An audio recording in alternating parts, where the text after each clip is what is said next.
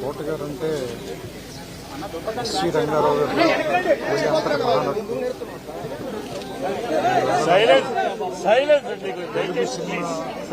Character నటుల్లో చరిత్ర ముగిసిపోయిందని నేను భావిస్తున్నాను. నాకు ఫాదర్ ఫిగర్ అంత గొప్ప నటుడిని కెమెరా వెనకాల నుంచి చూసి అదృష్టం నాకు చాలాసార్లు ఆయనతో పనిచేసే అవకాశం దొరికింది. చాలా అదృష్టంగా భావిస్తున్నాను. వ్యక్తిగతంగా కూడా ఆయనతో నాకు చాలా పరిచయం. ఆయన ఇంటికి కూడా రావటం, సినిమా షూటింగ్ సమయంలో కూడా ఆయనతో మాట్లాడటం నిజంగా చాలా బాధాకరమైన. ఆయన ఆత్మీయ శాంతి కలిగాను.